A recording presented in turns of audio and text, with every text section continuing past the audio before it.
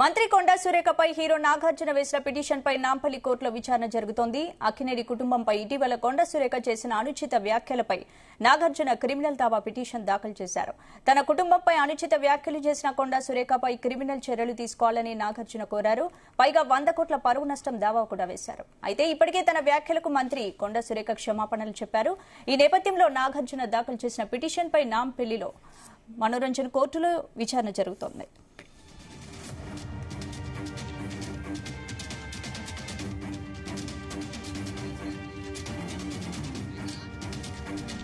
ఇదే అంశానికి సంబంధించి పూర్తి అప్డేట్స్ మా క్రైమ్ బ్యూరో చీఫ్ రవితేజ అడిగి తెలుసుకుందాం. రవితేజ, నాగార్జున వేసినటువంటి పిటిషన్ మరి కాసేపట్లో నాంపల్లి కోర్టులో విచారణకు రానుంది.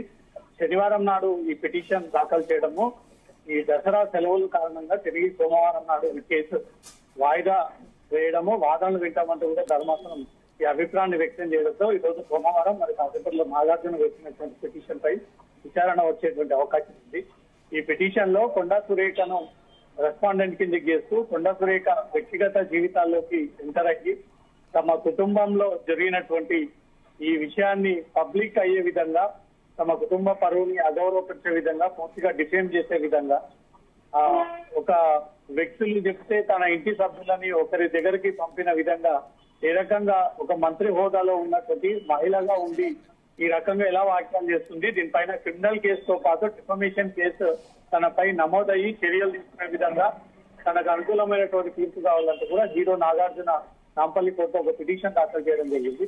మొత్తం 6 పేజీలతో కూడిన ఈ పిటిషన్ లో తనకు ఉన్నటువంటి అభ్యంతరాలంతా కూడా వ్యక్తం చేయడం జరిగింది. తన గతంలో కొన్నిసార్లు నేషనల్ అవార్డు తీసుకున్నటువంటి ఒక వ్యక్తిని, తన కుటుంబానికి ప్రత్యేకమైనటువంటి పరువు ప్రతిష్టలు కలిగి ఉన్నటువంటి కుటుంబం అని, ఏనాడు వివాదాల్లో కలగిస్తున్నటువంటి తన కుటుంబాన్ని కొండా సురేఖ ఏకంగా తన కొడుకుని ఉద్దేశించి గతంలో మాజీ కోడలైనటువంటి సమంత పేరుని ప్రస్తావనకు తీసుకొచ్చి, అది కూడా ఎన్కన్వెన్షన్ హాల్ విషయంలోనే, ఆ ఎన్కన్వెన్షన్ కూల్చివేతల విషయంలోనే ఈ కొండా సురేఖ చేసినటువంటి వ్యాఖ్యల్ని మాత్రం ఫిల్మ్ ఇండస్ట్రీ తీవ్రంగా తప్పుపట్టింది. తన ఒక మహిళ అయ్యుండి మహిళ పరువుని దిగజార్చే ప్రయత్నం చేసింది. కేటీఆర్ దగ్గరకు తన కోడల్ని ఎన్కన్వెన్షన్ కూల్చకుండా పంపించారన్నట్టు కూడా చేసినటువంటి వ్యాఖ్యలను తప్పుపడుతూ కొండా సురేఖపై నాంపల్లి కోర్టులో నాగార్జున వేసినటువంటి పిటిషన్ పై ఈ రోజు విచారణకు వచ్చిన తర్వాత కోర్టు ఏ రకమైనటువంటి నిర్ణయం తీసుకోబోతా ఉంది.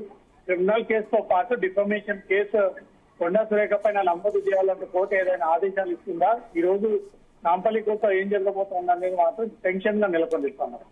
అంటే ఎలాంటి తీర్పు వచ్చే అవకాశం ఉంది? ఇప్పుడు సురేఖపై క్రిమినల్ ద్వారా నాగార్జున పిటిషన్ దాఖలు చేశారు, ఈ రోజు విచారణ కొనసాగిపోతుంది. మరి ఎలాంటి తీర్పు వచ్చే అవకాశం ఉంది రవితేజ?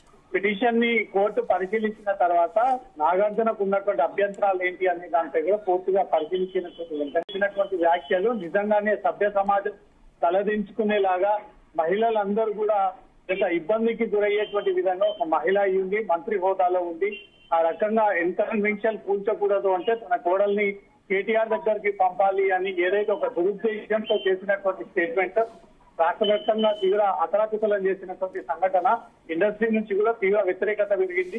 ఇండస్ట్రీ పెద్దలందరూ కూడా స్పందించి కుటుంబం ఇంటర్నల్ గా జరిగేటువంటి వ్యవహారంలో ఒక మంత్రి ఏ రకంగా ఇన్వాల్వ్ అయ్యి లేని వాటిని క్రియేట్ చేసి కుటుంబం పరువు పూర్తి స్థాయిలో దిగజార్చేటువంటి ప్రయత్నం చేసింది అనే దానిపై కూడా కొండా సురేఖకు వ్యతిరేకంగా ఇండస్ట్రీ అంతా కూడా తమ తమ అభిప్రాయాలను వ్యక్తం చేయడం జరిగింది. ఆ నాగార్జున వేసినటువంటి పిటిషన్ పై కూడా కోర్టు అన్ని వైపుల నుంచి పరిశీలన చేపట్టి 2 వైపుల నుంచి వాదనలు విన్న తర్వాత ధర్మాసనం ఈ విషయంలో కొండా సురేఖపై ఇమ్మీడియట్ గా క్రిమినల్ కేసు నమోదు చేయాలంటూ ఆదేశిస్తుందా, లేదా తిరిగి వాదనలు విన్న తర్వాత మరో డేట్ కేటాయిస్తూ ఆ రోజు ఈ వాదనలు వింటామంటూ దాన్ని వాయిదా వేస్తున్నా అనే దానిపై మాత్రం ఈ రోజు ఒక క్లారిటీ వచ్చేటువంటి ఛాన్స్. అంటే మంత్రి తన వ్యాఖ్యలను వెనక్కి తీసుకున్నా కూడా నాగార్జున తగ్గలేదు, చర్యలు క్రిమినల్ చర్యలు తీసుకోవాల్సిందే అని పట్టుబట్టారు, పిటిషన్ వేశారు. కాబట్టి సర్వంత్రా దీనిపై ఉత్కంఠ నెలకొంది. ఖచ్చితంగా నాగార్జునకు అనుకూలం వచ్చే అవకాశాలు ఎంతవరకు ఉన్నాయి? కొండా సురేఖ ఆల్రెడీ ఆ వాక్యాలను వెనక్కి తీసుకుంటున్నానంటూ తను మెసేజ్ పెట్టినప్పటికీ ఈ విషయం కొండా సురేఖ తరపు న్యాయవాదులు కూడా కోర్టులో ఈ వాదన వినిపించేటువంటి అవకాశం ఉంటుంది.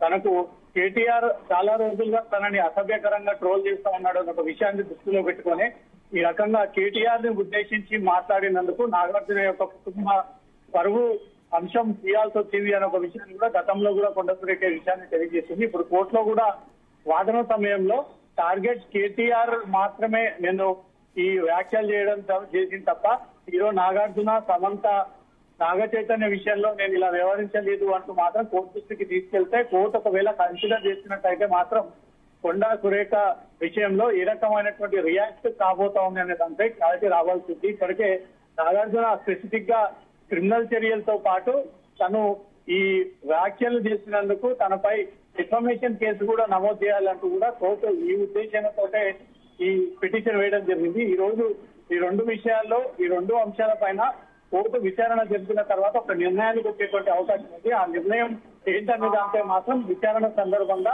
కోర్టు తన అభిప్రాయాన్ని వ్యక్తం చేసేటువంటి ఛాన్స్ ఉంది. క్రిమినల్ కేసుతో పాటు డిఫమేషన్ కేసు ఈ రెండింటిలో ఏది సూటబుల్ ఉంటుంది అనే దానిపై మాత్రం కోర్టు నిర్ణయం మేరకే కొండ సురేఖ నడుచుకోవాల్సి ఉంటుంది. కాబట్టి మరి కాకపోతే వాదన స్టార్ట్ అయిన తర్వాత ఈ అభిప్రాయాన్ని వ్యక్తం చేసేటువంటి ఛాన్స్ ఉంది. Right, thanks for the updates Raviteja.